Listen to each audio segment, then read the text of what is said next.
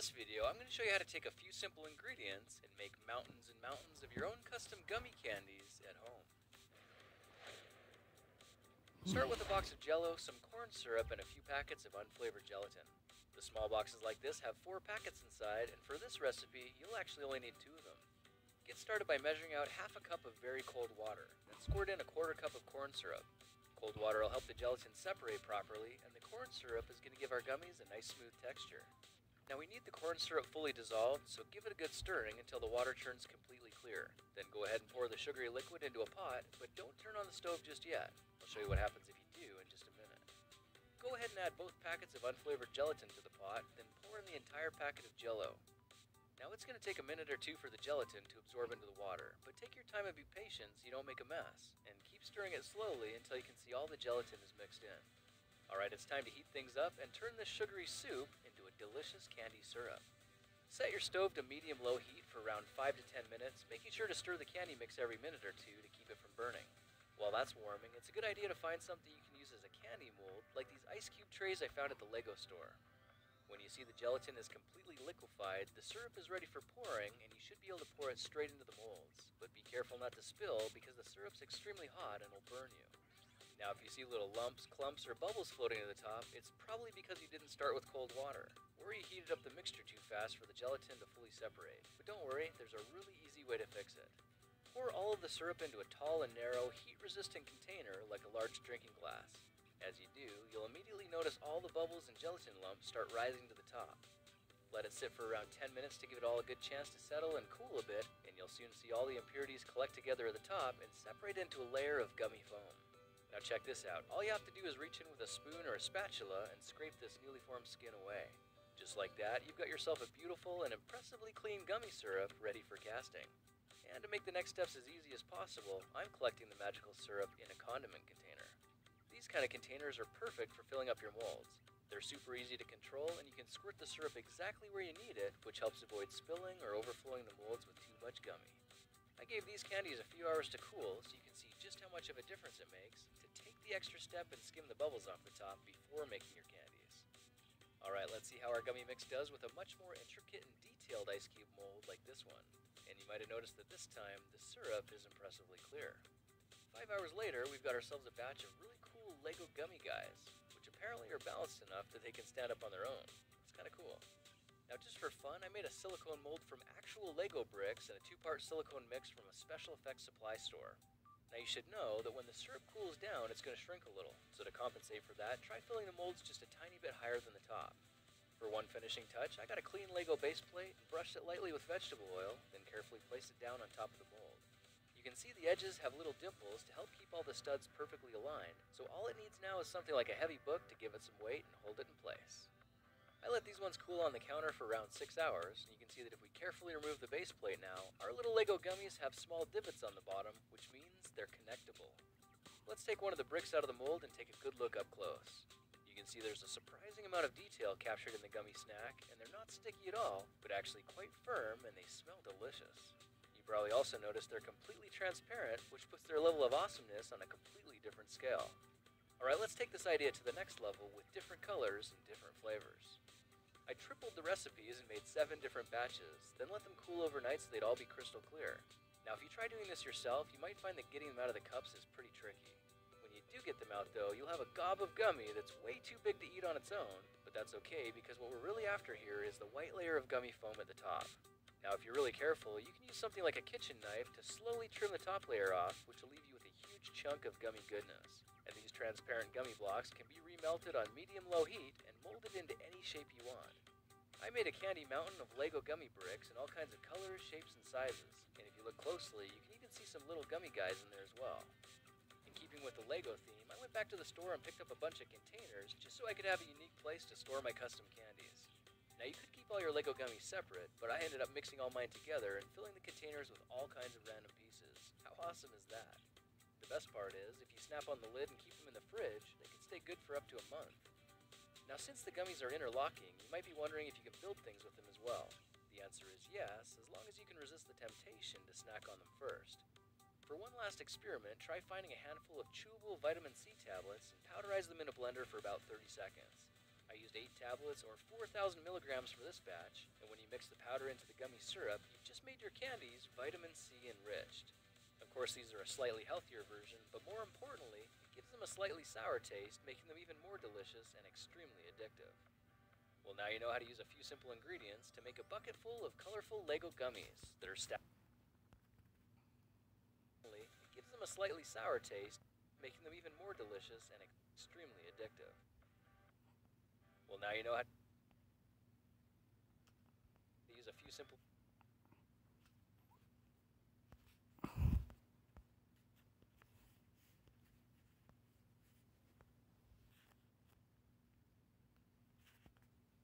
ingredients to make a bucket full of colorful Lego gummies that are stackable, snackable, and fun to share.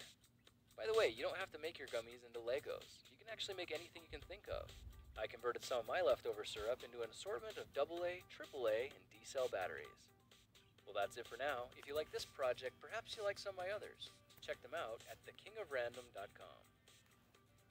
Hey guys, I hope you learned something new, or at least saw something you liked. Thank you so much for watching and sharing my videos. That is exactly why we're the best. Now, if you're in the mood to see another project video, just click here to go back one, or here to go forward. You can also see some of my other favorite projects by clicking on any of these. If clicking the screen isn't... No way. That is not gonna...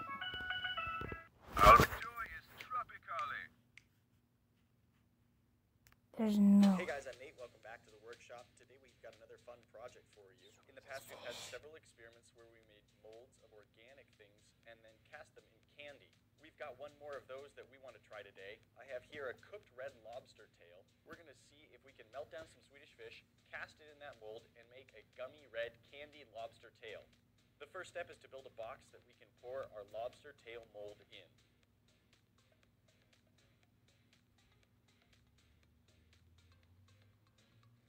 There we go, we've got the walls of our box built from some Lego, but to make sure that they're completely watertight or silicone tight, let's just line the sides with tape a little bit.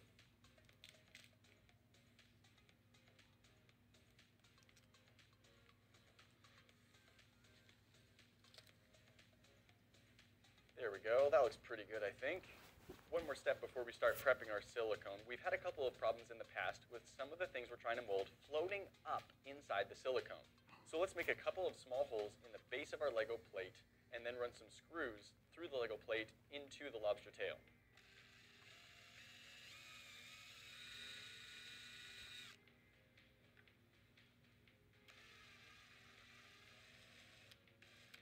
Alright, I think that's done a pretty good job. Our lobster tail feels like it's fairly well in place. Now, of course, the screws sticking out the bottom have made it so it doesn't sit level. So let's just add a couple of feet on the bottom. They won't fit into plate on this plate, but let's use a few bricks, spread them out, and then we can set our mold on top of those bricks. There we go, that's sitting nice and level. Our next step is to mix up a good-sized batch of silicone that can completely cover this lobster tail.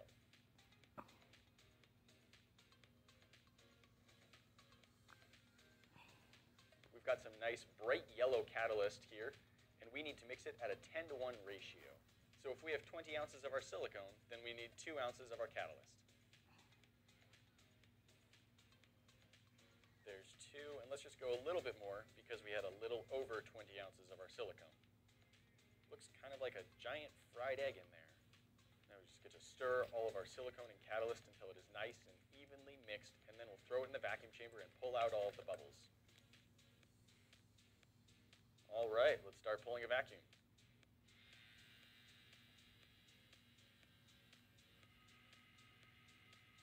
There it goes.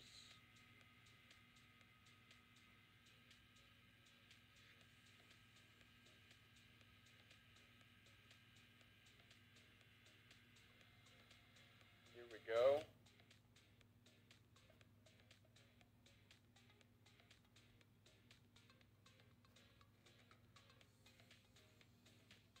Alright, there we go. We've got our silicone poured. It's mostly bubble-free.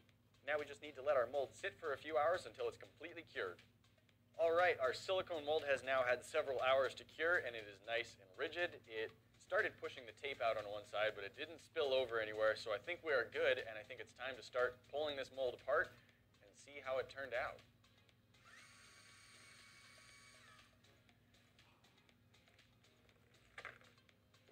That's a good texture. You can see the little bits and edges of the lobster where it was basically in contact with the plate. Yeah, see, this is the annoying part, is the bricks come apart from each other, but then they're stuck to the tape on the sidewall. There we go. Lego brick walls are free. Turn off a little bit of extra spilled over silicone here and there. There we go. We've got our block mold. Now we just need to free the lobster tail from within. Well, we can see the inside of some lobster tail in there. Just cracking parts of the shell. I have already accepted the fact that to get this out, we're probably going to have to break the lobster tail into a lot of pieces. But that's all right.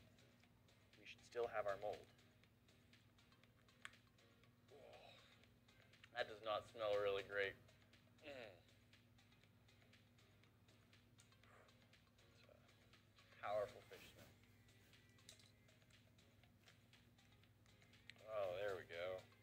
All these little pieces that angle down like that, those are what are really digging into the silicone. Pull them out.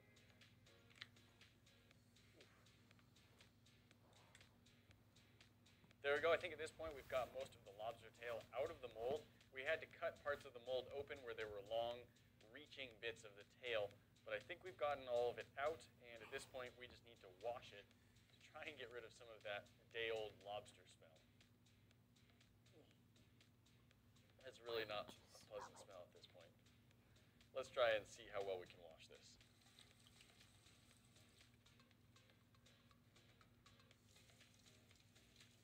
There we go. I think we've got our mold pretty well cleaned out at this point.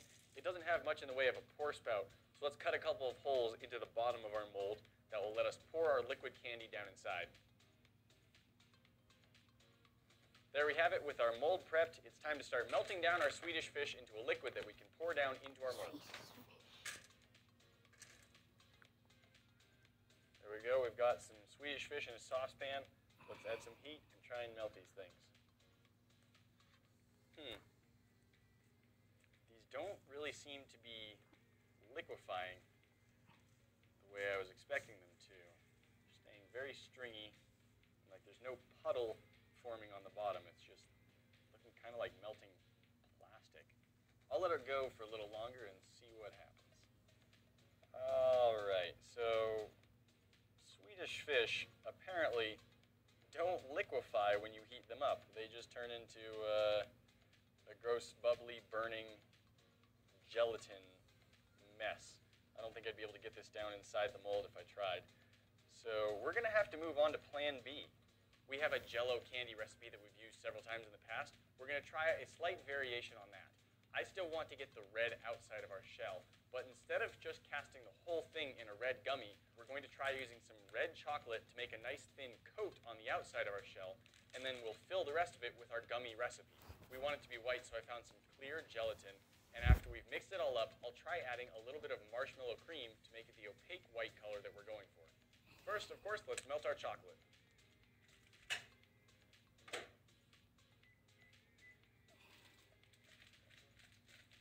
All right, we've got our chocolate. It's warm and melted in the bag. Let's try and squirt some down into our mold. Hopefully we can get a nice even coating on the inside, and then pour out the extra if there is any. Just try and make sure it gets all the way down into the little tail bits. Let's see if there's any extra that wants to shake out.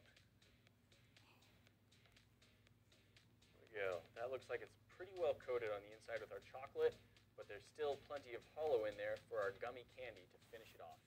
There we go, we've got our chocolate coating the inside of our lobster tail mold. Now let's pop this into the freezer to cool down and solidify while we make our gummy recipe. Let's start with half of a cup of cold water and then add 1/4 cup of corn syrup. Now let's mix this until all of our corn syrup is nicely dissolved into the water. We'll know it's ready when the mixture is completely clear and has no more cloudiness to it.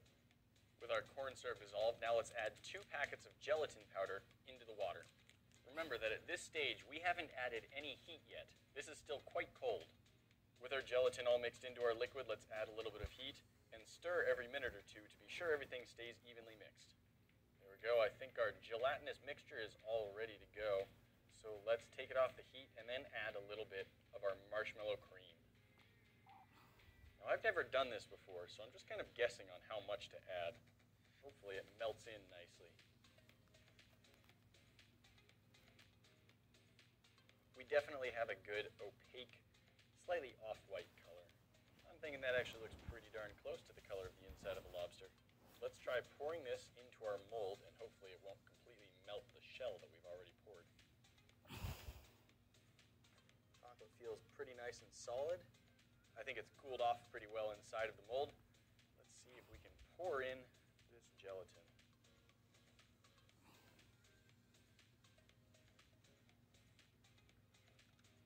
Alright, I think that's full. Now let's let that cool, and then we'll try and demold this sucker. There we go, we've let the candy cool down inside of our mold for several hours now, so it's time to see if we can pull this thing out in one piece.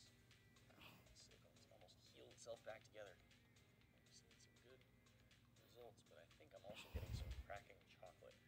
As long as it's held together in the long term, like if it's stuck to the candy well, then I'm not too worried. This is all a bit of an experiment. Well, we've got some cracking and breaking there. The chocolate may not have flowed very nicely into the very thin parts of this mold. Oh no! We're de-shelling our lobster tail. Chocolate seems to stick fairly well to the silicone, more than I was hoping. Lobster puzzle here. I don't think I'm good enough at solving puzzles to fit all these pieces back on. I have a feeling I know how this is going to go, but let's see if we can get it out of the other side any better. Pretty good interior. Unfortunately, Hey guys, I'm Nate. Welcome back to the workshop. In the past, we've done some fun experiments with candy, and today I have a new one I want to try. I want to see if we can make some glowing candy. That's right, candy that actually luminesces. In all of my research, I wasn't able to find any foods that actually put off light on their own, so I'm going with the next best thing, and I'm going to see if I can make candy that glows under a black light. Edible substances that glow under a black light are also fairly uncommon, and actually I was only able to find two. One of them is quinine, which has a horrendously bitter and overpowering taste, so I didn't want to use that. The other thing I found is vitamin B2, also known as riboflavin. A little bit of reading tells me that riboflavin is non-toxic, even at fairly high doses, which we aren't even going to use in this recipe. So I'm going to see if we can use this vitamin to give some bright, black-light glow to our candy. I figured if we're going to have some candy that glows under a black light, we might as well pick something that looks like it should glow. So the goal today is to see if we can make some glowing green candy that looks like the heart of Tafiti stone from the movie Moana. The first step will be to make a heart of Tafiti stone that we can then mold to cast our candy in. To make our stone, I have this yellow Sculpey brand polymer clay, which you bake in the oven to make it hard. And I also have this same two-part silicone mold rubber that we use to make our thumb molds. Unfortunately, I don't have a lot of tips on how to sculpt something to look how you want, except to look up pictures of what you want it to look like and then squish it until it's in the right shape. The stone in the movie is not quite as wide as a person's palm, so I'm going to try and make it 1.5, maybe 2 inches tall. I think this seems like about a good amount of clay. If I start forming it and it's too big or too small, I can add a little bit more or take some off. Squish it around a little bit to get it kind of soft. Roll it into a sort of a ball. Not like a really good ball, but kind of round. That's sort of round. Now let's flatten that out a little bit.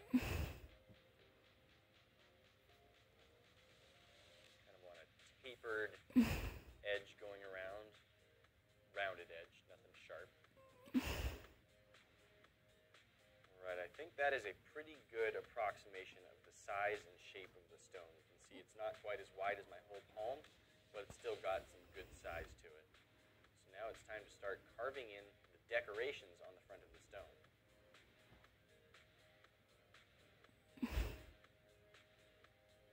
Just lightly marking in where I want my lines to go.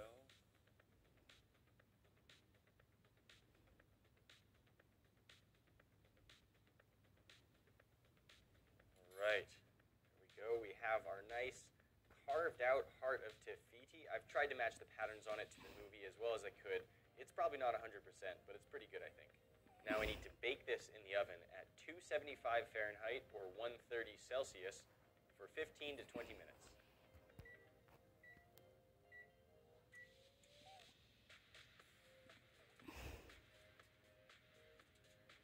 Alright, I think our clay is ready to take out of the oven. Let's see how it's looking.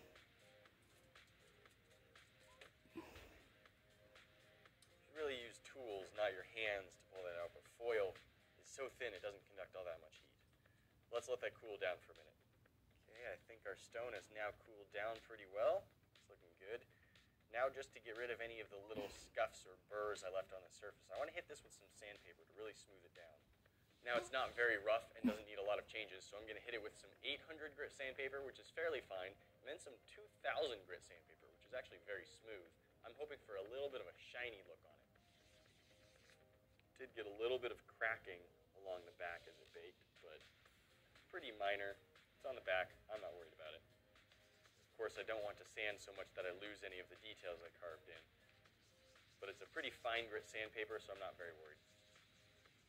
Alright, that's with the 800. Let's move on to our 2000. 2000 grit sandpaper doesn't even really feel like sandpaper. It just kind of feels like normal paper, honestly. But it does make a difference. There we go. I think our Heart of Tefiti stone is now complete. And I think it's looking really good. So let's use our 2-part silicone mold rubber and make a mold on this stone.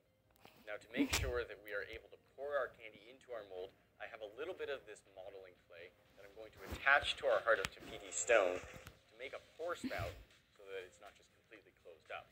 Once the whole thing is covered in silicone, there will be an opening where this bit of clay is. That's where we'll be able to pour in the candy. So now we've got our 2-part silicone, just 2 putties that look kind of like silly putty, really. Pull out a couple of blobs. There's a blob of purple. There's a blob of white. Those look about the same size. White. Now we need to squish those all together. Let's just knead this until it's all one uniform color with no more streaks in it. There we go. That looks like one smooth texture. No more streaking, no more marbling. Let's apply it to our stone. Smush it down because I want a nice, smooth, flat surface that I can press in to really pick up all of the details of our little Heart of Tefiti here. If you recall, this stuff can actually do really good detail. On the thumb suckers, we were able to pick up Grant and my fingerprints in the thumbs. So I'm hoping that the level of detail in the stone will be no problem for it. Alright, it's nice and enveloped. And I'm just going to stick that down onto the counter and give it a nice flat spot. Hopefully that will make it so that when we're trying to pour candy into it, it will hold itself up nicely.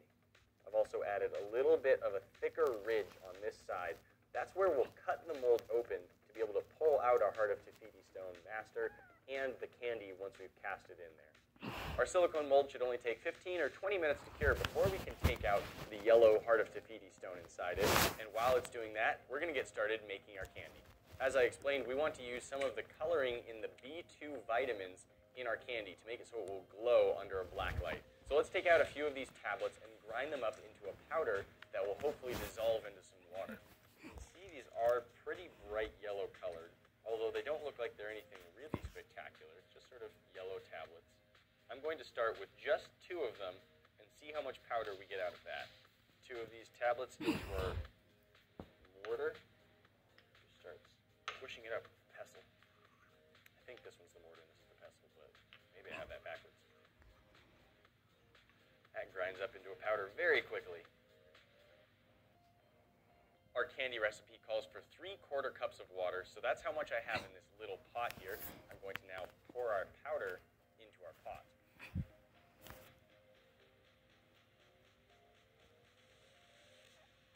Now let's do a test with our black light to see how much this water and riboflavin mixture will glow.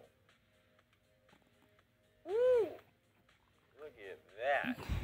Without the black light, with the black light. That lights up beautifully. Oh, it's such a good bright color. I'm excited. Oh, and you can see everywhere that it's splashed onto the counter. So we've got our mixture, and that's glowing really well, but it has a lot of this thick yellow powder down in it, and I really